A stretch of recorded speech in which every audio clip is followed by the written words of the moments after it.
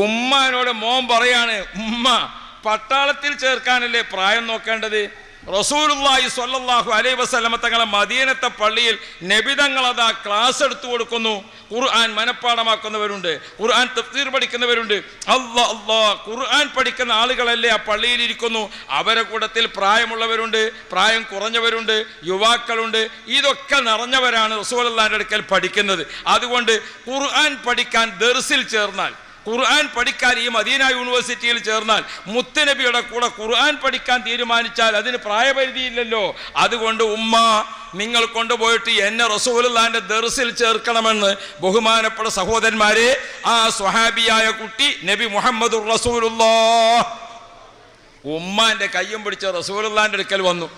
അപ്പോൾ ഉമ്മ പിന്നെ മോനെ ഇങ്ങനെ ചേർക്കാൻ കൊണ്ടുപോകുമ്പോൾ ഉമ്മയുടെ ആങ്ങളമാര് തുടങ്ങിയ വേണ്ടപ്പെട്ടവരോടൊക്കെ ആലോചിച്ച് അവരും വന്നു. അല്ലാഹു റബ്ബി, പഠിക്കാൻ വേണ്ടി കൊണ്ടുപോയാക്കല്ലേ, അപ്പൊ മോനെ ചേർക്കാൻ വേണ്ടി കൊണ്ടുവന്നു. ആ സമയത്ത് ഉമ്മ വന്നിട്ട് റസൂലുള്ളാഹിനോട് പറയുകയാണ്, നബിയേ, എൻ്റെ ഈ മോനുണ്ടല്ലോ, തങ്ങൾ എങ്ങനെയാണോ ഖുർആൻ ഓതുന്നത് അതേപോലെ ഈ കുട്ടി ഖുർആൻ ഓതും. തങ്ങൾ എങ്ങനെയാണോ റസൂലുള്ളാഹിക്ക് ജിബ്രീൽ അലൈഹിസ്സലാം ഓതി തന്ന ഖുർആൻ ഞങ്ങൾക്ക് ഓതിത്തരുന്നത് അതേപോലെ ഈ കുട്ടി ഖുർആൻ ഓതും നബിയേ. അതങ്ങ് കേട്ടപ്പോൾ റസൂലുള്ളാഹിക്ക് വലിയ സന്തോഷമായി. ഒരു കോളേജിലൊക്കെ ചേരാൻ വേണ്ടി വരുമ്പോൾ ഒരു ഇൻ്റർവ്യൂ ഉണ്ടാവില്ലേ? +1 ചേരുകയാണെങ്കിൽ, SLC ചേരുകയാണെങ്കിൽ, 8ാം ക്ലാസ്സിൽ ചേരുകയാണെങ്കിൽ ഒരു ഇൻ്റർവ്യൂ ഉണ്ടാവും ഏതിനും, അല്ലേ? റസൂലുള്ളാഹി തങ്ങളുടെ കുട്ടിയെ ഒന്ന് ഇൻ്റർവ്യൂ ചെയ്യാൻ തീരുമാനിച്ചു. സ്വാഭാവികമായിട്ട് ഞങ്ങൾ നിലമ്പൂരിൽ നടത്തുന്ന ഒരു സ്ഥാപനമുണ്ട്, മജ്മഅ സഖാഫത്തുൽ ഇസ്ലാമിയ. 33ാമത്തെ വർഷത്തിലേക്ക് കടന്നു. അത് 2000 കുട്ടികൾ ഇപ്പോൾ പഠിക്കുന്നുണ്ട്. കുട്ടികളെ ഇൻ്റർവ്യൂ ചെയ്യുമ്പോൾ ചിലപ്പോൾ കുട്ടികൾക്ക് എന്താ, 8ാം ക്ലാസ്സിൽ ചേരാൻ വന്ന കുട്ടിയെ, ഒരു കുട്ടിയെ ഇൻ്റർവ്യൂ ചെയ്ത് നോക്കുമ്പോൾ 8ാം ക്ലാസ്സിൽ ചേരേണ്ട കുട്ടിക്ക് 4ാം ക്ലാസ്സിൽ വിവരമില്ല. പിന്നെ അവനെങ്ങനെ 8ാം ക്ലാസ്സിൽ ചേരും? അപ്പോൾ ഉസ്താദന്മാർ ഇൻ്റർവ്യൂ ചെയ്ത് വന്നിട്ട് എൻ്റെ അടുത്ത് പറഞ്ഞു, ഉസ്താദേ, ആ കുട്ടിയെ നമുക്ക് ചേർക്കാൻ കഴിയില്ല, എന്താ ഇപ്പം ചെയ്യുക? ഞാൻ പറഞ്ഞു, മെല്ലെ സമാധാനത്തിൽ വാപ്പയോട് പറഞ്ഞേക്ക്. വാപ്പയുടെ അടുത്ത് വിവരം പറഞ്ഞപ്പോൾ വാപ്പാക്ക് തീരെ ഇഷ്ടപ്പെട്ടില്ല. വാപ്പ ദേഷ്യം പിടിച്ച് എൻ്റെ അടുത്ത് വന്നു. എൻ്റെ കുട്ടിയെ ഞാനിവിടെ ചേർക്കുന്നതേ പഠിക്കാൻ വേണ്ടിയിട്ടാണ്. എനിക്കറിയാം അവൻ പഠിച്ചിട്ടില്ല. പഠിക്കാത്ത കുട്ടികളെ പഠിപ്പിക്കാനല്ലേ കോളേജ് ഉണ്ടാക്കിയത്? പിന്നെ ഇൻ്റർവ്യൂവിലൊക്കെ ജയിച്ചിട്ട് പഠിച്ച കുട്ടികളെ പഠിപ്പിക്കാനാണ്? പഠിക്കാത്ത കുട്ടികളെ പഠിപ്പിക്കാനല്ലേ ഇത് ഉണ്ടാക്കണത്. അതുകൊണ്ട് എൻ്റെ കുട്ടി പഠിക്കാത്ത കുട്ടിയാണ്, അതുകൊണ്ട് ഓനവിടെ ചേർത്ത് പഠിപ്പിക്കണം എന്നാണ്. ഞാൻ എന്ത് ചെയ്യും? ഞാൻ പിന്നെ അയാളെ ഇരുത്തി ഒരു കട്ടൻ ചായയൊക്കെ കൊടുത്ത് സമാധാനിപ്പിച്ചിട്ട് ഞാൻ പറഞ്ഞു, നിങ്ങൾക്ക് നിർബന്ധമാണെങ്കിൽ കുട്ടിയെ വീട്ടിലേക്ക് അയച്ചാൽ നിങ്ങളിവിടെ ചേർന്നോളി എന്നാണ്. അങ്ങനെയാണ് പിന്നെ പ്രശ്നം പരിഹരിച്ചത്. അല്ലാതെ കുടുംബത്തിൽ നിന്ന് ഒരാളെ നിർത്തിയാൽ മതിയെങ്കിൽ അത്രയല്ലോ. ഒരു കുട്ടി പഠിക്കാൻ വേണ്ടി ചേർക്കുന്ന കുട്ടിക്ക് പഠിക്കാനുള്ള മെമ്മറി പവർ ഉണ്ടോ? അവനത് ജിജ്ഞാസയുണ്ടോ? മാതാപിതാക്കൾക്ക് അവനെ പഠിപ്പിക്കണമെന്ന് താല്പര്യമുണ്ടോ? അതല്ല വെറുതെ ഭക്ഷണം കഴിഞ്ഞ് പോട്ടെ എന്ന് വിചാരിച്ചിട്ടാണെങ്കിൽ പിന്നെ ബാപ്പാനെ ചേർക്കല്ലേ നല്ലത്.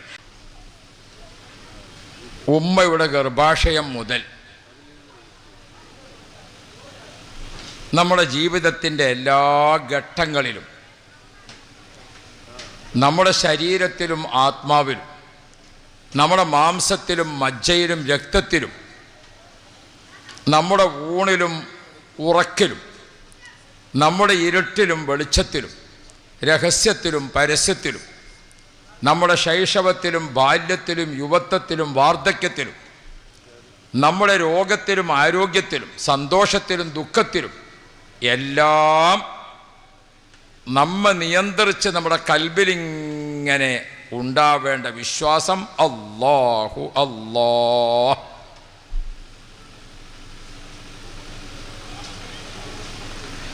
നമ്മുടെ ആട്ട അനക്കങ്ങളിലെല്ലാം നമ്മൾ നാവുകൊണ്ട് ഉരുവിടേണ്ടതിൽ ഏറ്റവും കൂടുതൽ പ്രാവശ്യം ആവർത്തിച്ച് പറയേണ്ടത് അല്ലാഹു അല്ലാഹ്. ഉമ്മയുടെ ഗർഭാശയത്തിൽ നിന്ന് ഭൂമിയിൽ വന്നപ്പോൾ ആദ്യമായി കേൾക്കേണ്ടതും അല്ലാഹ്.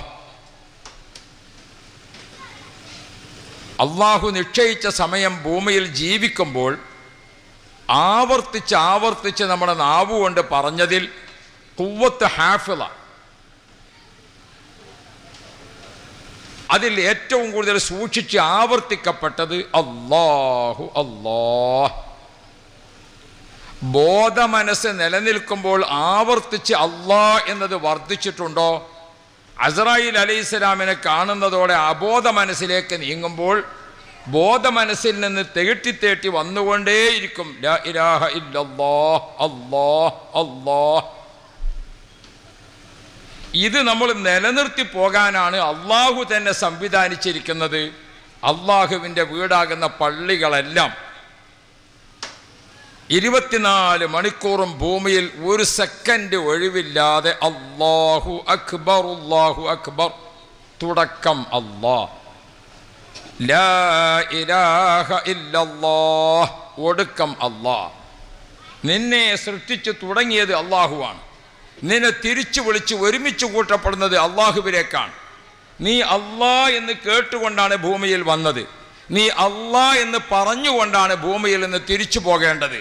അതിനിടക്ക് നിന്റെ ജീവിതത്തിൽ നാവ് കൊണ്ട് ഉച്ചരിച്ചതിൽ ആവർത്തിക്കപ്പെട്ട് അധികമുണ്ടാകേണ്ടത് അല്ലാ, സുബ്ഹാനല്ലാ, അൽഹംദുലില്ലാ, അല്ലാഹു അക്ബർ, ലാ ഇലാഹ ഇല്ലല്ലാ, അസ്തഗ്ഫിറുല്ലാ, സ്വല്ലല്ലാ, ഖുൽ ഹുവല്ലാ, ലാ ഹൗല വലാ ഖുവത ഇല്ലാ ബില്ലാ, അല്ലാഹ് അല്ലാഹ് അല്ലാഹ്. ദിക്റുകൾ ആയിരക്കണക്കിനുണ്ട്. അല്ലാ എന്ന് ചേർന്ന് വരുന്ന ദിക്റുകളാണ് കൂട്ടത്തിൽ ഏറ്റവും ശ്രേഷ്ഠമായത്. അതിൽ പിന്നെ അതിശ്രേഷ്ഠമായതാണ് അഫ്ളല ദിക്ർ ലാ ഇലാഹ ഇല്ലല്ലാഹ് എന്നത്. വദ്ദാകിരീന അല്ലാഹ കസീറൻ വദ്ദാകിറാത്ത്, അധികമായി അള്ളാഹുവിന് ദിക്ർ ചെയ്യുന്ന ആണ് പെണ്ണ് എന്ന് പറഞ്ഞാൽ ഒരു ദിവസം 10,000 പ്രാവശ്യം ചൊല്ലി പിന്നെ ഓനെ കാണാനില്ല. ഇതല്ല. പിന്നെയോ മനുഷ്യ ജീവിതത്തിൻ്റെ എല്ലാ ആട്ട അനക്കങ്ങളിലും ചേർന്ന് വരേണ്ട അല്ലാ എന്ന ദിക്റുണ്ട്. രാവിലെ എഴുന്നേൽക്കുമ്പോൾ ചൊല്ലേണ്ടത്, മുസ്വാക്ക് ചെയ്യുമ്പോൾ ചൊല്ലേണ്ടത്, ബാത്റൂമിൽ കയറുമ്പോൾ ചൊല്ലേണ്ടത്, വെളിയിൽ ഇറങ്ങുമ്പോൾ ചൊല്ലേണ്ടത്, പള്ളിയിലേക്ക് കയറുമ്പോൾ ചൊല്ലേണ്ടത്, കണ്ണാടി നോക്കുമ്പോൾ ചൊല്ലേണ്ടത്, ചെരുപ്പ് ധരിക്കുമ്പോൾ ചൊല്ലേണ്ടത്, വസ്ത്രം ധരിക്കുമ്പോൾ ചൊല്ലേണ്ടത്, അങ്ങനെ അങ്ങോട്ട് അല്ലാഹ് അല്ലാഹ് അല്ലാഹ്. വദ്ദാകിരീന അല്ലാഹ കസീറൻ വദ്ദാകിറാത്ത്.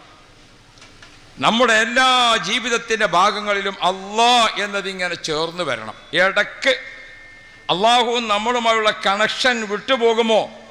നമ്മെ സൃഷ്ടിച്ച റബ്ബിനാണ് നമ്മുടെ ഹൃദയത്തെപ്പറ്റി അറിയുക. നമ്മെ സൃഷ്ടിച്ച റബ്ബിനാണ് നമ്മുടെ മെമ്മറി പവറിനെ പറ്റി അറിയുക. നമ്മെ സൃഷ്ടിച്ചിരിക്കുന്ന അള്ളാഹുവിനാണ് നമ്മുടെ എല്ലാറ്റിനെ പറ്റിയും അറിയുക. അതുകൊണ്ട് ഒരു നിശ്ചിത സമയം നമ്മൾ വിട്ടു നിന്നാൽ പിന്നെ അള്ളാഹ് എന്ന കണക്ഷൻ വിട്ടുപോകും. അതുകൊണ്ട് അള്ളാഹു തആല തന്നെ സംവിധാനിച്ചത് എങ്ങനെയാണ്? മണിക്കൂർ ഇടവിട്ട് അള്ളാഹുവിലേക്ക് വീണ്ടും വിളിക്കും. ളുഹർ നിസ്കാരം കഴിഞ്ഞ് ഒരു ആഹാരമൊക്കെ കഴിച്ച് ചെറുതായിട്ടൊന്ന് വിശ്രമിച്ചു ഒന്ന് ബാത്റൂമിൽ പോയി വരുമ്പോഴേക്ക് അസറിൻ്റെ ബാങ്കായി, വീണ്ടും അള്ളാഹ്. അസർ നിസ്കാരം കഴിഞ്ഞ് ഒന്ന് ചെറുതായിട്ടൊന്ന് അങ്ങാടിയിലൊക്കെ പോയി ചെറിയൊരു സാധനമൊക്കെ വീട്ടിലേക്ക് വാങ്ങിക്കൊണ്ട് വരുമ്പോഴേക്ക് മഗ്‌രിബി അള്ളാഹ്. മഗ്‌രിബ് നിസ്കാരം കഴിഞ്ഞ് ഒരു മണിക്കൂർ കഴിയുമ്പോഴേക്ക് വീണ്ടും അള്ളാഹ്. നമ്മുടെ കണക്ഷൻ വിട്ടുപോയാൽ പിന്നെ അള്ളാഹ് എന്നതിൽ നിന്ന് മനുഷ്യൻ അകലും. നമ്മെപ്പറ്റി അറിയുന്ന റബ്ബ് നമ്മെ അള്ളാഹുവിൻ്റെ കൂടെ നിർത്തുകയാണ്, കൂടെ തന്നെ നിർത്തുകയാണ്. നമുക്ക് ഏറ്റവും മഹബത്തുള്ള ഒന്നിനെ നമുക്ക് വിട്ടുപിരിയാൻ കഴിയില്ല. നമുക്ക് ഏറ്റവും ഇഷ്ടപ്പെട്ടതിനെ നമുക്ക് ഉപേക്ഷിക്കാൻ കഴിയില്ല. ഇഷ്ടപ്പെടുന്നതിൽ ഏറ്റവും ഇഷ്ടപ്പെടേണ്ടത് അല്ലാഹു അല്ലാഹ്. നമുക്ക് ഭൂമി സംവിധാനിച്ചത് അള്ളാഹുവാണ്. ആകാശ പന്തലൊരുക്കിയത് അള്ളാഹുവാണ്. സൂര്യനും ചന്ദ്രനും അത് അള്ളാഹുവിൻ്റെതാണ്. ഇരുട്ടും വെളിച്ചവും സംവിധാനിച്ചത് അള്ളാഹുവാണ്. വായുവും വെള്ളവും അള്ളാഹുവിൻ്റെതാണ്. കടലും കരയും അള്ളാഹുവിൻ്റെതാണ്. നമ്മുടെ ശരീരത്തിൽ അള്ളാഹു തആല വെച്ചിരിക്കുന്ന പാർട്സുകൾ ഓരോന്നും വളരെ വിലപിടിപ്പുള്ളതാണ്, ഏറ്റവും വിലപിടിപ്പുള്ളതാണ്. ഇതെല്ലാം നൽകിയത് അള്ളാഹുവാണ്. ആ അള്ളാഹുവിനെ നമുക്കെങ്ങനെ മഹബത്ത് വെക്കാതിരിക്കാൻ കഴിയും? ആ അള്ളാഹുവിനെ നമുക്കെങ്ങനെ വിട്ട് സഞ്ചരിക്കാൻ കഴിയും? അതുകൊണ്ട് കണ്ണ് നൽകിയ അള്ളാഹ്, കാല് നൽകിയ അള്ളാഹ്, കാത് നൽകിയ അള്ളാഹ്, അല്ലേ, നമുക്ക് കൈകൾ നൽകിയ അള്ളാഹ്, എല്ലാം നൽകിയ അള്ളാഹുവിനെ എപ്പോഴും നമ്മുടെ ഹൃദയം നിറഞ്ഞ് അള്ളാഹു അള്ളാഹ്. ഇങ്ങനെയുള്ള ജീവിതത്തിനാണ് മുസൽമാൻ എന്ന് പറയുന്നത്. അള്ളാഹുവിനെ അറിഞ്ഞ് ജീവിക്കുക, അള്ളാഹുവിനെ ഭയപ്പെട്ട് ജീവിക്കുക, അള്ളാഹുവിനെ വഴിപ്പെട്ട് ജീവിക്കുക. അറിഞ്ഞും ഭയപ്പെട്ടും വഴിപ്പെട്ടും ജീവിക്കാൻ നാം അള്ളാഹുവിനെ കണ്ടിട്ടില്ല. കണ്ട മുഹമ്മദുർ റസൂലുള്ളാഹ്. നാം അള്ളാഹുവിനെ നേരിൽ കേട്ടിട്ടില്ല, കേട്ടത് മുഹമ്മദുർ റസൂലുള്ളാഹ്. നാം അള്ളാഹുവിനെ നേരിൽ അനുഭവിച്ചിട്ടില്ല. അനുഭവിച്ചത് മുഹമ്മദുർ റസൂലുള്ളാഹ്. അതുകൊണ്ട് നമ്മുടെയും അള്ളാഹുവിൻ്റെയും ഇടയ്ക്ക് അള്ളാഹുവിനെ വിശ്വസിക്കാനും അള്ളാഹുവിനെ ഭയപ്പെടാനും അള്ളാഹുവിന് വഴിപ്പെടാനും അള്ളാഹു നിശ്ചയിച്ച മധ്യവർത്തി മുഹമ്മദ് മുസ്തഫ, അള്ളാഹു നിശ്ചയിച്ച മാതൃകാ പുരുഷൻ മുഹമ്മദുർ റസൂലുള്ളാഹ്. ആ നബിതങ്ങൾ അള്ളാഹു എന്താണോ പഠിപ്പിച്ചത് അത് മാത്രമാണ് നമുക്ക് പഠിപ്പിച്ചു തരിക.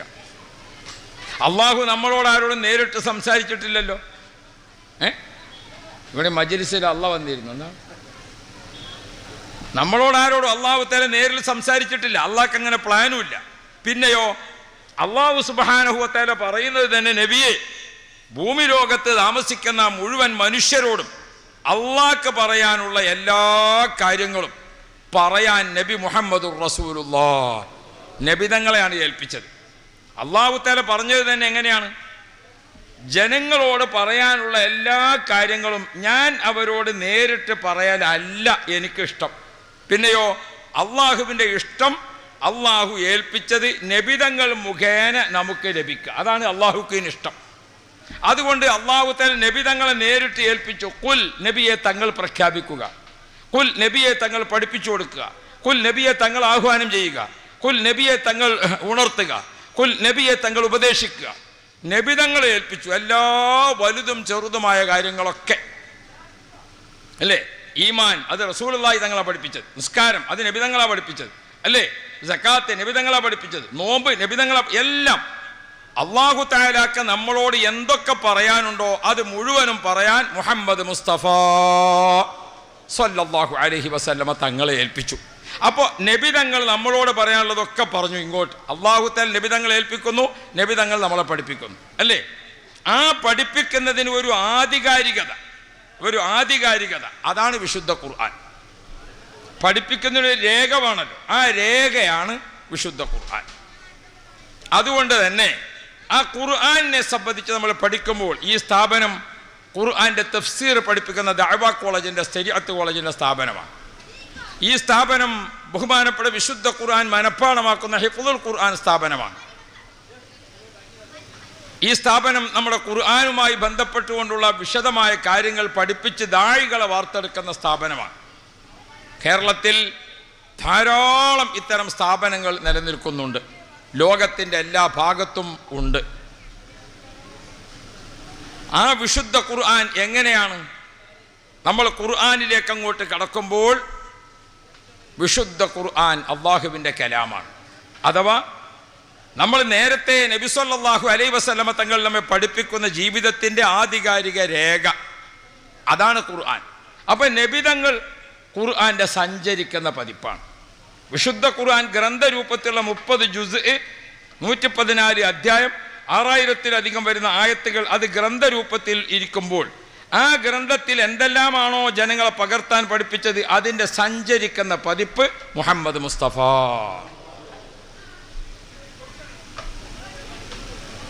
ആ ഖുർആനിലേക്ക് നമുക്ക് അല്പം ഒന്ന് കടക്കാം. ഖുർആനിൻ്റെ തുടക്കം ബിസ്മില്ലാഹ്. ആരെ പേരുകൊണ്ടാണ്? അള്ളാഹുവിൻ്റെ പേരുകൊണ്ടാണ്. ഖുർആനിൻ്റെ അവസാനം മിനൽ ജിന്നത്തി വന്നാസ്, മനുഷ്യൻ്റെ പേര് പറഞ്ഞുകൊണ്ടാണ് ഖുർആൻ അവസാനിക്കുന്നത്. അല്ലേ? തുടങ്ങുന്നത് അള്ളാഹുവിൻ്റെ പേര്, അവസാനിക്കുന്നത് മനുഷ്യൻ്റെ പേര്. അതിൻ്റെ അർത്ഥം എന്താണ്? ഇത് അള്ളാഹുവിൽ നിന്ന് മനുഷ്യർക്ക് നൽകിയതാണ്. വിശുദ്ധ ഖുർആന്റെ പ്രമേയം തന്നെ മനുഷ്യനാണ്. ഖുർആനിൽ 2 അധ്യായം മനുഷ്യൻ എന്ന പേരിലുണ്ട്. സൂറത്തുൻ നാസ് ഒരധ്യായം, സൂറത്തുൽ ഇൻസാൻ രണ്ടാമത്തെ ഒരു അധ്യായം. അത് മാത്രമല്ല, വിശുദ്ധ ഖുർആനിൽ മനുഷ്യൻ എന്ന പരാമർശം 600-ലധികം സ്ഥലങ്ങളിൽ ഖുർആൻ മനുഷ്യൻ എന്ന പരാമർശം വന്നിട്ടുണ്ട്. അത് മാത്രമല്ല, വിശുദ്ധ ഖുർആനിൽ മനുഷ്യനുമായി ബന്ധപ്പെട്ടുകൊണ്ട് നാം പഠിക്കുമ്പോൾ മനുഷ്യന്റെ സൃഷ്ടിപ്പ്, അതിൻ്റെ ഉത്ഭവം, വളർച്ച, മനുഷ്യ ശരീരത്തിൽ ഉള്ള എല്ലാ പ്രധാനപ്പെട്ട അവയവങ്ങൾ, ഇതെല്ലാം ഖുർആനിൽ പരാമർശമുണ്ട്. അല്ലേ? വലഖദ് ഖലഖനൽ ഇൻസാന മിൻ സുലാലത്തിൻ മിൻ തീൻ സുമ്മ ജഅൽനാഹു നുത്ഫതൻ ഫീ ഖറാറിൻ മക്കീൻ ثم خلقنا النطفة علقة فخلقنا العلقة مضغة فخلقنا المضغة عظاما فكسونا العظام لحما ثم أنشأناه خلقا آخر فتبارك الله أحسن الخالقين ثم إنكم بعد ذلك لميتون ثم إنكم يوم القيامة تبعثون. ഉമ്മയുടെ ഗർഭാശയത്തിലേക്ക് എത്തിയ ഇന്ദ്രിയ ബീജം മുതൽ നാളെ സ്വർഗത്തിലെത്തുന്നത് വരെ മനുഷ്യനെ പരാമർശിച്ചുകൊണ്ടാണ് ഖുർആനിൻ്റെ എല്ലാ സംഗതികളും. അതുകൊണ്ട് തന്നെ ഖുർആൻ നമുക്ക് നൽകുന്ന മറ്റൊരു പ്രത്യേക അറിവ് എന്താണത്? ഖുർആൻ തുടങ്ങുന്നതിൻ്റെ ആദ്യ അക്ഷരം ഏതാ? ബിസ്മില്ലാ. ഏതുകൊണ്ടാണ് തുടങ്ങുന്നത്? ബാ കൊണ്ടാണ് തുടങ്ങുന്നത്. ഖുർആൻ അവസാനിക്കുന്ന അക്ഷരം ഏതാ? സാ. ഞാൻ വിചാരിച്ചു ബാവിനനുസരിച്ച് സാ ആയോ. മോനെ ഇതും കൂടി ഒന്ന് തിരിക്കോ, കുറച്ച് കണ്ണിലേക്ക് ഇങ്ങനെ ഒരൽപ്പം. മതി, മർഹബ. അപ്പോൾ ഖുർആൻ തുടങ്ങുന്ന അക്ഷരം ആദ്യ അക്ഷരം ബാ, അവസാനിക്കുന്ന അക്ഷരം സീന്. ബാവും സീനും ചേർത്ത് വെച്ചാൽ ഒരു പുതിയ പദം രൂപപ്പെടും. അതൊന്ന് പറഞ്ഞു നോക്കാം നിങ്ങൾ. ബസ് ഇത് മതി, ബസ് ഇത് മതി. ബാ കൊണ്ട് തുടങ്ങി സീന് കൊണ്ട് അവസാനിക്കുന്ന, അള്ളാഹുവിൻ്റെ പേര് കൊണ്ട് തുടങ്ങി മനുഷ്യൻ്റെ പേര് കൊണ്ട് അവസാനിക്കുന്ന വിശുദ്ധ ഖുർആൻ ബസ്. ആണിനും പെണ്ണിനും ഇത് മതി, ഇരുട്ടിലും വെളിച്ചത്തിലും ഇത് മതി, ആരോഗ്യത്തിലും രോഗത്തിലും ഇത് മതി, ഡോക്ടർക്കും രോഗിക്കും ഇത് മതി, ഉസ്താദിനും ശിഷ്യനും ഇത് മതി, ഷെയ്ഖിനും മുരീദിനും ഇത് മതി, ദുനിയാവിലും ആഖിറത്തിലും ഇത് മതി, ശൈശവത്തിലും ബാല്യത്തിലും വാർദ്ധക്യത്തിലും യുവത്വത്തിലും എല്ലാം വിശ്വാസികളെ ഖുർആൻ മതിയായതാണ്. അങ്ങനെയുള്ള ഒരു ഖുർആൻ അല്ലാഹു തആല നബി മുഹമ്മദുർ റസൂലുള്ളാഹ് ജമീഉൽ ഇൽമി ഫിൽ ഖുർആനി ലാകിൻ തഖാസറ അൻഹു അഫ്ഹാമുർ റിജാലി. വിജ്ഞാനങ്ങൾ മുഴുവനും ഖുർആനിലുണ്ട്. വിശുദ്ധ ഖുർആനിൽ സൂര്യനെ കുറിച്ച് 37 പ്രാവശ്യം ഖുർആനിൽ ആവർത്തിക്കപ്പെട്ടിട്ടുണ്ട്. പോരാത്തതിന് ഒരു അധ്യായത്തിൻ്റെ പേര് സൂര്യൻ എന്നാണ്. എന്തിനെയാണ് ഖുർആൻ ഇത്രയധികം പ്രാവശ്യം പറഞ്ഞുകൊണ്ട് സൂര്യനെ കുറിച്ച് നമ്മെ പഠിപ്പിച്ചത്? പ്രപഞ്ചത്തെ നിയന്ത്രിച്ചുകൊണ്ടിരിക്കുന്ന 24 മണിക്കൂർ ഇവിടെയുള്ള എല്ലാ ജീവജാലങ്ങളുടെയും ജീവൻ നിലനിർത്തുന്നതിൽ ഊർജം നൽകുന്ന സൂര്യനെ കുറിച്ച് നിങ്ങൾ പഠിക്കുക. വിശുദ്ധ ഖുർആനിൽ ചന്ദ്രനെ കുറിച്ച് ഒരു സൂറത്തുണ്ട്. 24 പ്രാവശ്യമോ 27 പ്രാവശ്യമോ ചന്ദ്രനെ കുറിച്ച് ഖുർആനിൽ പരാമർശമുണ്ട്. സൂര്യൻ ഭരണാധികാരിയാണെങ്കിൽ ചന്ദ്രൻ അതിൻ്റെ പ്രധാനപ്പെട്ട ഒരു മന്ത്രി കൂടിയാണ്. ഈ രൂപത്തിൽ നമുക്ക് ചന്ദ്രനെയും സൂര്യനെയും മാത്രമല്ല, വിശുദ്ധ ഖുർആനിൽ ഡോക്ടറേറ്റ് എടുത്തിരിക്കുന്ന ആളുകൾ ഏതൊക്കെ വിഷയത്തിലാണ്? അൽ ഹയവാനാത്ത് ഫിൽ ഖുർആൻ, ഖുർആനിൽ പറഞ്ഞിരിക്കുന്ന ജീവികൾ, അതിനെ സംബന്ധിച്ച് മാത്രം ഡോക്ടറേറ്റ് എടുത്തിരിക്കുന്ന പ്രബന്ധങ്ങളുണ്ട്. അസ്സമാഉ ഫിൽ ഖുർആൻ, ആകാശം ഖുർആനിൽ, അൽ അർളു ഫിൽ ഖുർആൻ, ഖുർആനിലെ അത്തുയൂറു ഫിൽ ഖുർആൻ, ഖുർആനിലെ പക്ഷികൾ, അൽ അസ്റ്റാർ ഫിൽ ഖുർആനിൽ പറഞ്ഞിരിക്കുന്ന ചെടികളും മരങ്ങളും. ഇങ്ങനെ നമുക്ക് നോക്കിയാൽ വിശുദ്ധ ഖുർആൻ ബസ് ഇത് മതി. ഏത് കാർഷിക ശാസ്ത്രജ്ഞനും ഏത് സാമ്പത്തിക ശാസ്ത്രജ്ഞനും ഏത് ശാസ്ത്രജ്ഞന്മാരായാലും അവർക്കെല്ലാം ഗവേഷണം നടത്താൻ ബസ് ഈ ഖുർആൻ മതിയായതാണ്. സങ്കടം എന്താണ്? ഖുർആനിൻ്റെ വിശ്വാസികളായ നാം വിശുദ്ധ ഖുർആനെ പഠിക്കുന്നില്ല എന്നതാണ്. എന്നാൽ അഷ്റഫുൽ വറാ മുഹമ്മദ് മുസ്തഫ സ്വലാത്തൊക്കെ നിങ്ങൾ നല്ലോണം ചൊല്ലിക്കോളി, അതിന് ഒരു പ്രശ്നവും വരാനില്ല. ഒന്നും മിണ്ടാതിരുന്നാലും മലക്കുകൾ പോയി പോകും. അവർക്ക് എന്തെങ്കിലും എഴുതാൻ കിട്ടണ്ടേ? അപ്പോഴല്ലേ അവർ സ്ഥിരമായിട്ട് നിൽക്കുള്ളൂ. അല്ലാഹു സുബ്ഹാനഹു വ തആല ഖൈറ് തരട്ടെ. ഞാൻ ഈ മലപ്പുറത്തും കോഴിക്കോടും ഒക്കെ വയലു പറയാം, നമ്മളിങ്ങനെ സ്വലാത്തൊക്കെ ഇങ്ങനെ ചെല്ലാൻ നല്ല ഉഷാറുണ്ടാവും. അപ്പം നമുക്കത് ആവശ്യമുണ്ട് എന്ന് തോന്നും. ഒരു ഫുട്ബോൾ കളി കാണാൻ പോയാൽ അടിച്ച് വരട്ടെ എന്ന് വിചാരിച്ച് കാത്തിക്കലല്ല, പന്ത് ഇങ്ങനെ പോണത് കാണുമ്പോൾ തന്നെ ഒന്നെന്താക്കണം, മുട്ടിയിട്ടൊരു സപ്പോർട്ട് കൊടുക്കണം. നിങ്ങൾക്കിത് ആവശ്യമുണ്ടെന്ന് തോന്നണമെങ്കിൽ നിങ്ങളുടെ ആമീനും സ്വലാത്തും ഒക്കെ ഇങ്ങനെ കിട്ടണ്ടേ. നിങ്ങൾ വേറെ ഏതോ ലോകത്തും, ഞാനിങ്ങനെ ഒരു മാനസിക രോഗിയായിട്ട് കാര്യമില്ലല്ലോ. അല്ലാഹു തആല ഖൈറും ബർക്കത്തും ഏറ്റി തെരുമാറാവട്ടെ. ഹബീബ് മുഹമ്മദ് മുസ്തഫ മുത്തുനബി സല്ലല്ലാഹു അലൈഹി വസല്ലമ തങ്ങൾ ഖുർആൻ പഠിപ്പിച്ചതിനെ സംബന്ധിച്ച് പഠിപ്പിക്കുന്ന മഹാന്മാർ ഞങ്ങൾ ഖുർആൻ പഠിക്കുന്ന കാലം. ആരാ പറയുന്നത്? ഉസ്മാൻ ബിൻ അഫ്ഫാൻ റളിയല്ലാഹു അൻഹു. ഞങ്ങൾ ഖുർആൻ പഠിക്കുന്ന കാലം. ആരാ പറയുന്നത്? അബീ ഹുറൈറ റളിയല്ലാഹു അൻഹു. ഞങ്ങൾ ഖുർആൻ പഠിക്കുന്ന കാലം. ആരാ പറയുന്നത്? മുത്തുനബിയുടെ കൂടെ നിന്നുകൊണ്ട് ഖുർആൻ പഠിച്ചിരിക്കുന്ന മഹാന്മാർ. ഒരാളെ ഉദാഹരണത്തിന് പറയാം. കാത്തിബുൽ വഹി എന്ന സ്ഥാനപ്പേര് ലോകത്ത് ഒരാൾക്ക് മാത്രമേ ഉള്ളൂ. കാത്തിബുൽ വഹി, വഹി എഴുതി വെക്കാൻ ഭാഗ്യം ലഭിച്ചിരിക്കുന്ന ആൾ. അള്ളാഹുവിൽ നിന്ന് വിശുദ്ധ ഖുർആന്റെ ഓർഡർ വഹിയാണ് കിട്ടിയാൽ ആ കിട്ടിയ ഉടനെ നബി തങ്ങൾ ആദ്യം ഓതിക്കൊടുക്കുന്നത് ആർക്കാണ്? ഖുർആൻ എഴുതി വെക്കുന്ന ആൾക്കാണ്. നബി തങ്ങൾ ആ ജിബ്രീൽ അലൈഹിസ്സലാം വന്ന് ഓതിക്കൊടുത്താൽ അപ്പം നബി തങ്ങൾ അത് ഓതിക്കൊടുക്കുന്ന ആദ്യമായിട്ട് അത് ഓതിക്കൊടുക്കുന്ന ആർക്കാ? കാത്തിബുൽ വഹി. 1.25 ലക്ഷം സ്വഹാബാക്കളുടെ കൂട്ടത്തിലും ലോക മുസ്ലിങ്ങളിലും ഒറ്റ ആൾക്ക് മാത്രമാണ് കാത്തിബുൽ വഹി, വഹി എഴുതി വെക്കുന്ന ആൾ എന്ന പദവിയുള്ളത്. സുബ്ഹാനല്ലാഹ്. ആരാണത്? അത് സെയ്ദ് ബിൻ സാബിത്ത് റളിയല്ലാഹു അൻഹു. എൻ്റെ പഠിക്കുന്ന മുതഅല്ലിമീങ്ങളും അവരെ പഠിപ്പിക്കുന്ന മാതാപിതാക്കൾ ഉസ്താദുമാരും സെയ്ദ് ബിൻ സാബിത്ത് തങ്ങളെ കുറിച്ച് ഒരല്പം അറിയണം. സെയ്ദ് ബിൻ സാബിത്ത് തങ്ങൾ പറയുകയാണ്, എനിക്ക് 13 വയസ്സ് പൂർത്തിയായി വരുന്നേ ഉള്ളൂ. അന്ന് ഹിജറ 2-ാം വർഷമാണ്. മദീന മുനവ്വറിൽ റമളാനിന്റെ തൊട്ട് മുമ്പ് ബദറിന്റെ അംവാജുൽ ബദറിന്റെ തിരമാലകൾ ഇങ്ങനെ അലയടിക്കുകയാണ് അവിടെ. അതെന്താ കാരണം? 13 വർഷക്കാലത്തെ മക്ക ജീവിതത്തിലെ ദുരിതപൂർണമായ അനുഭവം. അവിടെ നിന്ന് മദീനയിലേക്ക് മനസ്സ് പറിച്ചു നട്ടിരിക്കുന്ന സ്വഹാബ 450 കിലോമീറ്റർ മക്ക വിട്ട് മദീനയിൽ വന്നിട്ടും ഇനി മദീനയിൽ ഇസ്ലാം വളർന്ന് വരികയാണ്. മദീനക്കാർ മാത്രമല്ല, മദീന ഒരു സൊസൈറ്റിയായി വരികയാണ്. മദീന ഒരു ഇസ്ലാമിക് റിപ്പബ്ലിക് ആവുകയാണ്. രാജ്യത്തിൻ്റെ നാനാഭാഗത്തു നിന്നുള്ള പ്രമുഖർ ഇസ്ലാമിലേക്ക് വന്നുകൊണ്ടേയിരിക്കുന്നു. ഇത് കണ്ടപ്പോൾ മക്കയിലെ ശത്രുക്കൾക്ക് വളരെയധികം പ്രതിസന്ധിയായി. അവർ അവിടെ അബൂജഹലിന്റെ നേതൃത്വത്തിൽ പട്ടാളങ്ങളും ആയുധങ്ങളും സജ്ജീകരിച്ച് മദീനയിലേക്ക് വർഷങ്ങൾ നീണ്ടുനിന്ന് യുദ്ധം ചെയ്യേണ്ടി വന്നാൽ സാമ്പത്തിക സ്രോതസ് ഒരുക്കിയിട്ട് അബൂ സുഫിയാൻ ഷാമിൽ നിന്ന് ഇങ്ങോട്ട്, അബൂ സുഫിയാന്റെ നേതൃത്വത്തിൽ സാമ്പത്തിക ശക്തിയും അബൂജഹലിന്റെ നേതൃത്വത്തിൽ പട്ടാള ശക്തിയും ആയുധ ബലവും അവർ ബദറിൽ കേന്ദ്രീകരിച്ച് മദീനയെ നാമാവശേഷമാക്കാൻ തീരുമാനിക്കാൻ. അപ്പോഴാണ് നബി മുഹമ്മദുർ റസൂലുള്ളാഹ് നബി സല്ലല്ലാഹു അലൈഹി വസല്ലമ തങ്ങൾ ബദറിൽ പ്രതിരോധത്തിന് വേണ്ടി തീരുമാനിക്കുന്നത്. ആ പ്രതിരോധ നിര കെട്ടിപ്പടുക്കുമ്പോൾ പട്ടാളക്കാരെ ഇങ്ങനെ ചിട്ടപ്പെടുത്തിക്കൊണ്ടിരിക്കുന്നു റസൂലുള്ളാഹി തങ്ങൾ. പട്ടാളത്തിലേക്ക് ഇങ്ങനെ മുഹാജിറുകൾ അൻസാരികൾ പട്ടാളത്തിലേക്ക് ഇങ്ങനെ എടുത്തുകൊണ്ടിരിക്കുക.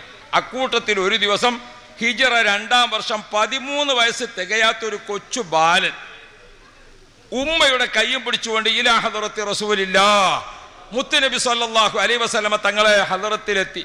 ബീവി നൂറ ബിൻത്ത് മലിക് അവര് മകന്റെ കയ്യും പിടിച്ചു വന്നു. ആ കുട്ടി റസൂലുള്ളാഹിന്റെ അടുക്കൽ വന്നിട്ട് പറഞ്ഞു, യാ റസൂലല്ലാഹ്, ഞാൻ വന്നിരിക്കുന്നത് തങ്ങളുടെ സാമീപ്യത്ത് തന്നെ എനിക്ക് നിൽക്കണം, അവിടുത്തെ ഒരു പൊരുത്തം കിട്ടണം. ഇപ്പൊ ബദറിലേക്ക് പട്ടാളക്കാരെ എടുക്കുകയാണല്ലോ, അതുകൊണ്ട് ഞാൻ ഈ പട്ടാളത്തിൽ ചേരാൻ ഉദ്ദേശിച്ചു വന്നതാ. നബി തങ്ങളൊന്ന് ശ്രദ്ധിച്ചു നോക്കുമ്പോൾ ആ കുട്ടിയുടെ കയ്യിൽ അറബികൾ ഉപയോഗിക്കുന്ന നല്ല ഒരു വാളുണ്ട്. വാളിന്റെ വലിപ്പവും കുട്ടിയുടെ വലിപ്പവും നോക്കിയാൽ വാളാണ് വലിപ്പം കൂടുതൽ. അങ്ങനെ ആ കുട്ടിയെ കണ്ടപ്പോൾ സഭ മുഴുവൻ അത്ഭുതപ്പെട്ടു. അള്ളാഹുവിന്റെ റസൂൽ മുഹമ്മദ് മുസ്തഫ നബി തങ്ങൾ മുഖപ്രകാശത്തോടു കൂടെ ആശ്ചര്യജനകമായി ആ കുട്ടിയെ ഒന്ന് നോക്കി. ആ കുട്ടിയുടെ വാക്കെന്താണ്? നബിയെ, വാളും പിടിച്ച് നിന്നുകൊണ്ട് എന്നെ ബദറിലേക്കുള്ള പട്ടാളത്തിൽ ചേർക്കണമെന്നാണ്. യാ റബ്ബ്. അത് കണ്ടപ്പോൾ റസൂലുള്ളാഹി തങ്ങൾ അത്ഭുതപ്പെട്ട് നോക്കിയിട്ട് റസൂലുള്ള സന്തോഷത്തിൽ ചുമലിൽ ഇങ്ങനെ ഒന്ന് മുട്ടി. അങ്ങനെ ഉണ്ടല്ലോ ഒരു സന്തോഷം. ആ സന്തോഷപ്പെട്ടൊന്ന് ചുമലിലൊന്നിങ്ങനെ തട്ടിയിട്ട്, മോനെ അൽഹംദുലില്ലാ, മകന്റെ അപേക്ഷയെ അംഗീകരിച്ചും സന്തോഷപ്പെടുത്തിയും നബി തങ്ങളൊന്ന് സന്തോഷിപ്പിച്ചിട്ട് പറഞ്ഞു, മോനെ പട്ടാളത്തിലേക്ക് എടുക്കാനുള്ള പ്രായമായില്ലല്ലോ, പട്ടാളത്തിൽ ചേരാനുള്ള സമയമായില്ലല്ലോ. സുബ്ഹാനല്ലാഹ്. ആ കുട്ടിക്കത് വല്ലാത്ത ഒരു വിഷമമായി. നബി തങ്ങൾ പട്ടാളത്തിലേക്ക് സമയമാകാത്തത് കൊണ്ട് എടുക്കാതെ തിരിച്ചയച്ചപ്പോൾ ആ കുട്ടി പുറത്തിറങ്ങിയിട്ട് വാളുകൊണ്ട് നിലത്തൊന്ന് മുട്ടിയിട്ട് ഒരു വല്ലാത്ത ഒരു പ്രയാസം രേഖപ്പെടുത്തി അവിടെ നിന്ന് ഇറങ്ങിയിട്ട് ആ കുട്ടി പിന്നീട് ആലോചിക്കാണ്, അർഹമുർ-റാഹിമീനായ റബ്ബേ, മുത്ത് നബി മുഹമ്മദ് മുസ്തഫ അള്ളാഹുവിന്റെ റസൂലിന്റെ തിരുഹദറത്തിലെത്തിയിട്ട് അവിടുത്തെ ഏറ്റവും സാമീപ്യമുള്ള ഒരു പ്രവർത്തകനാകാൻ, എനിക്ക് ഭാഗ്യം കിട്ടണമെങ്കിൽ പട്ടാളത്തിൽ ചേരണമെന്നാണ് ഉദ്ദേശിച്ചത്. പക്ഷേ അതിന് സമയമാകാത്തത് കൊണ്ട് എന്നെ തിരിച്ചയച്ചല്ലോ. ഇനി ആ ചെറിയ കുട്ടി അവിടുത്തെ ഉമ്മയോട് പോയിട്ട് പറയുകയാണ്, ഉമ്മ, മുത്തുനബി നമ്മെ തിരിച്ചയച്ചില്ലേ, എനിക്ക് ഇനി റസൂലുള്ളാഹിന്റെ കൂടെ നിൽക്കാൻ എന്തൊരു ഭാഗ്യമാണ് ഞാൻ തിരഞ്ഞെടുക്കേണ്ടത് എന്ന് ആലോചിക്കട്ടെ. ഉമ്മയും മകനും കൂടി നല്ലൊരു തീരുമാനത്തിലെത്തി. എന്താണ് ആ തീരുമാനം? ഉമ്മാനോട് മോൻ പറയാണ്, ഉമ്മ, പട്ടാളത്തിൽ ചേർക്കാനല്ലേ പ്രായം നോക്കേണ്ടത്. റസൂലുള്ളാഹി സ്വല്ലല്ലാഹു അലൈഹി വസല്ലമ തങ്ങളെ മദീനത്തെ പള്ളിയിൽ നബിതങ്ങളതാ ക്ലാസ് എടുത്തു കൊടുക്കുന്നു. ഖുർആൻ മനഃപ്പാടമാക്കുന്നവരുണ്ട്, ഖുർആൻ തഫ്സീർ പഠിക്കുന്നവരുണ്ട്. ഖുർആൻ പഠിക്കുന്ന ആളുകളല്ലേ ആ പള്ളിയിൽ ഇരിക്കുന്നു. അവരെ കൂട്ടത്തിൽ പ്രായമുള്ളവരുണ്ട്, പ്രായം കുറഞ്ഞവരുണ്ട്, യുവാക്കളുണ്ട്. ഇതൊക്കെ നിറഞ്ഞവരാണ് റസൂലുള്ളാഹിന്റെ അടുക്കൽ പഠിക്കുന്നത്. അതുകൊണ്ട് ഖുർആൻ പഠിക്കാൻ ദർസിൽ ചേർന്നാൽ, ഖുർആൻ പഠിക്കാൻ ഈ മദീന യൂണിവേഴ്സിറ്റിയിൽ ചേർന്നാൽ, മുത്തുനബിയുടെ കൂടെ ഖുർആൻ പഠിക്കാൻ തീരുമാനിച്ചാൽ അതിന് പ്രായപരിധിയില്ലല്ലോ. അതുകൊണ്ട് ഉമ്മ, നിങ്ങൾ കൊണ്ടുപോയിട്ട് എന്നെ റസൂലുള്ളാഹിന്റെ ദർസിൽ ചേർക്കണമെന്ന് ബഹുമാനപ്പെട്ട സഹോദരന്മാരെ, ആ സ്വഹാബിയായ കുട്ടി നബി മുഹമ്മദുർ റസൂലുള്ളാഹ് ഉമ്മാന്റെ കയ്യും പിടിച്ച് റസൂലുള്ളാഹിന്റെ അടുക്കൽ വന്നു. അപ്പൊ ഉമ്മ പിന്നെ മോനെ ഇങ്ങനെ ചേർക്കാൻ കൊണ്ടുപോകുമ്പോൾ ഉമ്മയുടെ ആങ്ങളമാര് തുടങ്ങിയ വേണ്ടപ്പെട്ടവരോടൊക്കെ ആലോചിച്ച് അവരും വന്നു. അല്ലാഹു റബ്ബി, പഠിക്കാൻ വേണ്ടി കൊണ്ടുപോയാക്കല്ലേ, അപ്പൊ മോനെ ചേർക്കാൻ വേണ്ടി കൊണ്ടുവന്നു. ആ സമയത്ത് ഉമ്മ വന്നിട്ട് റസൂലുള്ളാഹിനോട് പറയുകയാണ്, നബിയേ, എൻ്റെ ഈ മോനുണ്ടല്ലോ, തങ്ങൾ എങ്ങനെയാണോ ഖുർആൻ ഓതുന്നത് അതേപോലെ ഈ കുട്ടി ഖുർആൻ ഓതും. തങ്ങൾ എങ്ങനെയാണോ റസൂലുള്ളാഹിക്ക് ജിബ്രീൽ അലൈഹിസ്സലാം ഓതി തന്ന ഖുർആൻ ഞങ്ങൾക്ക് ഓതിത്തരുന്നത് അതേപോലെ ഈ കുട്ടി ഖുർആൻ ഓതും നബിയേ. അതങ്ങ് കേട്ടപ്പോൾ റസൂലുള്ളാഹിക്ക് വലിയ സന്തോഷമായി. ഒരു കോളേജിലൊക്കെ ചേരാൻ വേണ്ടി വരുമ്പോൾ ഒരു ഇൻ്റർവ്യൂ ഉണ്ടാവില്ലേ, +1 ചേരുകയാണെങ്കിൽ, SLC ചേരുകയാണെങ്കിൽ, 8ാം ക്ലാസ്സിൽ ചേരുകയാണെങ്കിൽ ഒരു ഇൻ്റർവ്യൂ ഉണ്ടാവും ഏതിനും, അല്ലേ? റസൂലുള്ളാഹി തങ്ങളുടെ കുട്ടിയെ ഒന്ന് ഇൻ്റർവ്യൂ ചെയ്യാൻ തീരുമാനിച്ചു. സ്വാഭാവികമായിട്ട് ഞങ്ങൾ നിലമ്പൂരിൽ നടത്തുന്ന ഒരു സ്ഥാപനമുണ്ട്, മജ്മഅ സഖാഫത്തുൽ ഇസ്ലാമിയ. 33ാമത്തെ വർഷത്തിലേക്ക് കടന്നു. അത് 2000 കുട്ടികൾ ഇപ്പോൾ പഠിക്കുന്നുണ്ട്. കുട്ടികളെ ഇൻ്റർവ്യൂ ചെയ്യുമ്പോൾ ചിലപ്പോൾ കുട്ടികൾക്ക് എന്താ, 8ാം ക്ലാസ്സിൽ ചേരാൻ വന്ന കുട്ടിയെ, ഒരു കുട്ടിയെ ഇൻ്റർവ്യൂ ചെയ്ത് നോക്കുമ്പോൾ 8ാം ക്ലാസ്സിൽ ചേരേണ്ട കുട്ടിക്ക് 4ാം ക്ലാസ്സിൽ വിവരമില്ല. പിന്നെ അവനെങ്ങനെ 8ാം ക്ലാസ്സിൽ ചേരും? അപ്പോൾ ഉസ്താദന്മാർ ഇൻ്റർവ്യൂ ചെയ്ത് വന്നിട്ട് എൻ്റെ അടുത്ത് പറഞ്ഞു, ഉസ്താദേ, ആ കുട്ടിയെ നമുക്ക് ചേർക്കാൻ കഴിയില്ല, എന്താ ഇപ്പം ചെയ്യുക? ഞാൻ പറഞ്ഞു, മെല്ലെ സമാധാനത്തിൽ വാപ്പയോട് പറഞ്ഞേക്ക്. വാപ്പയുടെ അടുത്ത് വിവരം പറഞ്ഞപ്പോൾ വാപ്പാക്ക് തീരെ ഇഷ്ടപ്പെട്ടില്ല. വാപ്പ ദേഷ്യം പിടിച്ച് എൻ്റെ അടുത്ത് വന്നു. എൻ്റെ കുട്ടിയെ ഞാനിവിടെ ചേർക്കുന്നതേ പഠിക്കാൻ വേണ്ടിയിട്ടാണ്. എനിക്കറിയാം അവൻ പഠിച്ചിട്ടില്ല. പഠിക്കാത്ത കുട്ടികളെ പഠിപ്പിക്കാനല്ലേ കോളേജ് ഉണ്ടാക്കിയത്. പിന്നെ ഇൻ്റർവ്യൂവിലൊക്കെ ജയിച്ചിട്ട് പഠിച്ച കുട്ടികളെ പഠിപ്പിക്കാനാണ്. പഠിക്കാത്ത കുട്ടികളെ പഠിപ്പിക്കാനല്ലേ ഇത് ഉണ്ടാക്കണത്. അതുകൊണ്ട് എൻ്റെ കുട്ടി പഠിക്കാത്ത കുട്ടിയാണ്, അതുകൊണ്ട് അവനവിടെ ചേർത്ത് പഠിപ്പിക്കണം എന്നാണ്. ഞാൻ എന്ത് ചെയ്യും? ഞാൻ പിന്നെ അയാളെ ഇരുത്തി ഒരു കട്ടൻ ചായയൊക്കെ കൊടുത്ത് സമാധാനിപ്പിച്ചിട്ട് ഞാൻ പറഞ്ഞു, നിങ്ങൾക്ക് നിർബന്ധമാണെങ്കിൽ കുട്ടിയെ വീട്ടിലേക്ക് അയച്ചാൽ നിങ്ങളിവിടെ ചേർന്നോളി എന്നാണ്. അങ്ങനെയാണ് പിന്നെ പ്രശ്നം പരിഹരിച്ചത്. അല്ലാതെ കുടുംബത്തിൽ നിന്ന് ഒരാളെ നിർത്തിയാൽ മതിയെങ്കിൽ അത്രയല്ലോ. ഒരു കുട്ടി പഠിക്കാൻ വേണ്ടി ചേർക്കുന്ന കുട്ടിക്ക് പഠിക്കാനുള്ള മെമ്മറി പവറുണ്ടോ, അവനത് ജിജ്ഞാസയുണ്ടോ, മാതാപിതാക്കൾക്ക് അവനെ പഠിപ്പിക്കണമെന്ന് താല്പര്യമുണ്ടോ? അതല്ല വെറുതെ ഭക്ഷണം കഴിഞ്ഞ് പോട്ടെ എന്ന് വിചാരിച്ചിട്ടാണെങ്കിൽ പിന്നെ വാപ്പാനെ ചേർക്കല്ലേ നല്ലത്. അങ്ങനെയാണ് പിന്നെ പ്രശ്നം പരിഹരിച്ചത്. അല്ലാതെ കുടുംബത്തിൽ നിന്ന് ഒരാളെ നിർത്തിയാൽ മതിയെങ്കിൽ അത്രയല്ലോ. ഒരു കുട്ടി പഠിക്കാൻ വേണ്ടി ചേർക്കുന്ന കുട്ടിക്ക് പഠിക്കാനുള്ള മെമ്മറി പവറുണ്ടോ, അവനത് ജിജ്ഞാസയുണ്ടോ, മാതാപിതാക്കൾക്ക് അവനെ പഠിപ്പിക്കണമെന്ന് താല്പര്യമുണ്ടോ? അതല്ല വെറുതെ ഭക്ഷണം കഴിഞ്ഞ് പോട്ടെ എന്ന് വിചാരിച്ചിട്ടാണെങ്കിൽ പിന്നെ വാപ്പാനെ ചേർക്കല്ലേ നല്ലത്.